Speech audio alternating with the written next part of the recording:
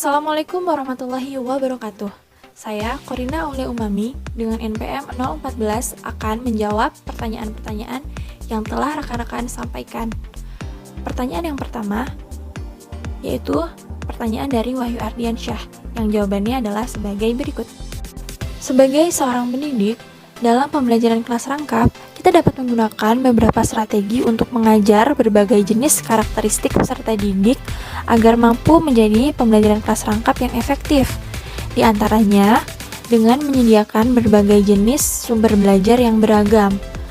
Kita dapat menggunakan sumber belajar yang beragam seperti buku teks, video, maupun audio yang bisa disesuaikan dengan perbedaan karakteristik peserta didik. Selanjutnya, kita juga dapat memberikan tugas yang berbeda-beda untuk memenuhi kebutuhan pembelajaran peserta didik dengan karakteristik yang berbeda, seperti tugas yang lebih visual atau lebih verbal yang disesuaikan dengan karakteristik peserta didik.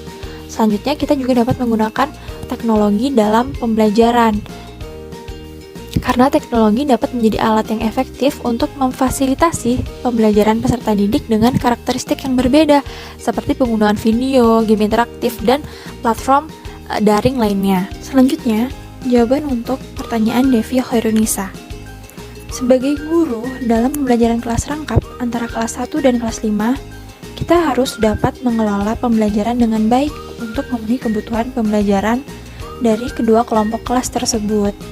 Beberapa cara yang dapat dilakukan yaitu seperti menyesuaikan kurikulum dengan karakteristik pembelajaran kelas 1 dan kelas 5. Misal, dengan memberikan materi yang lebih konkret untuk kelas 1 dan materi yang lebih abstrak untuk kelas 5.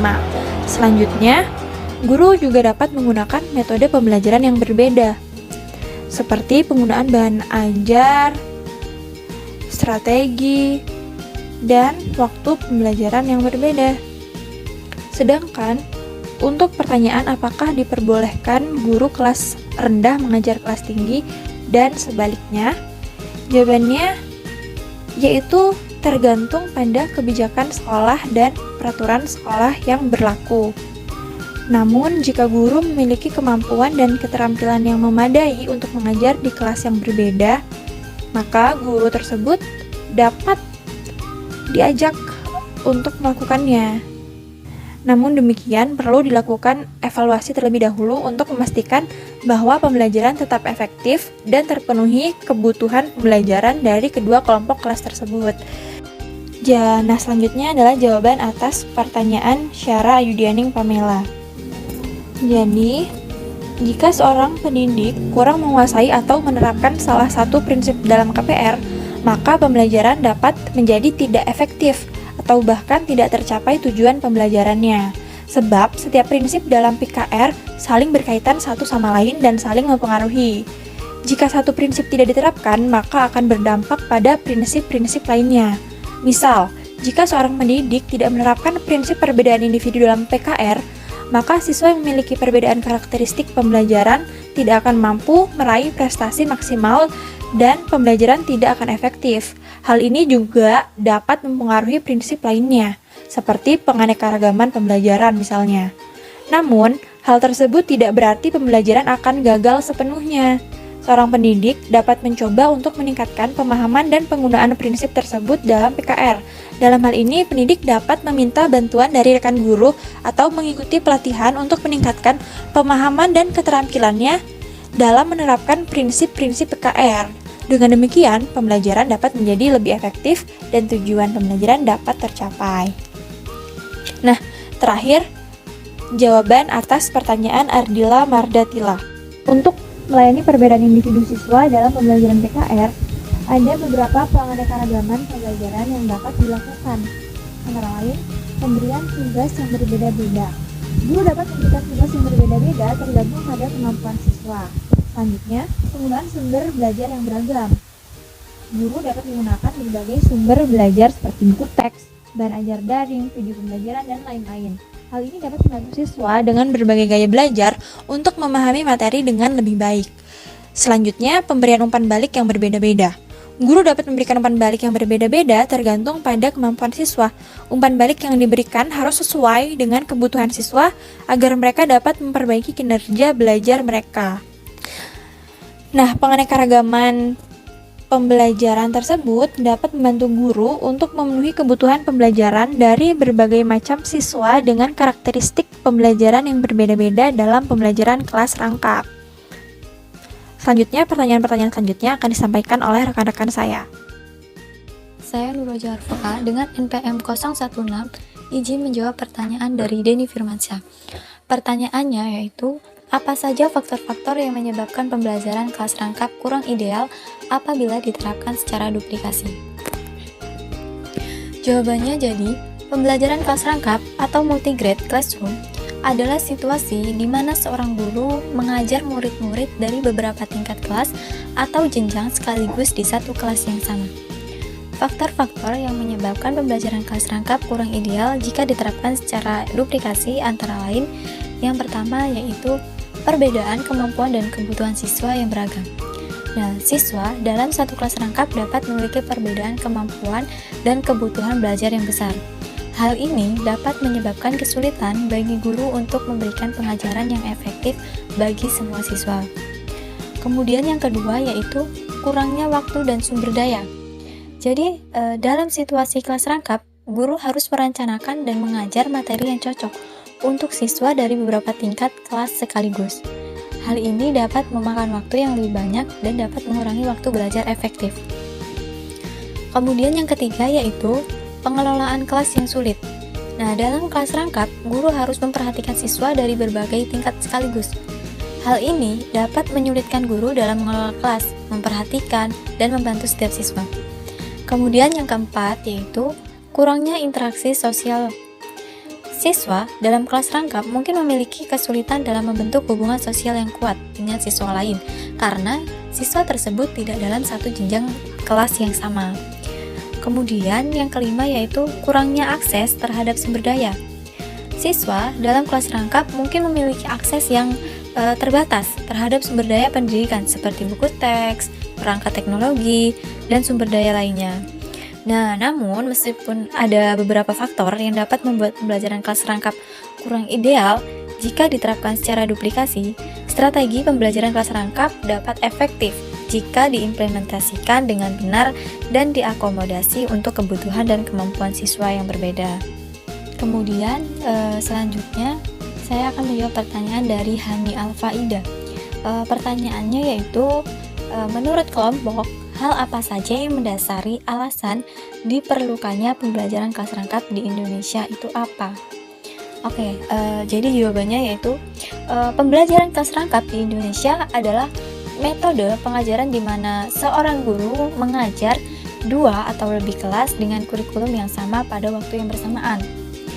Alasan utama di balik diperlukannya pembelajaran kelas rangkap di Indonesia adalah keterbatasan sumber daya manusia dan anggaran di sebagai besar sekolah di Indonesia.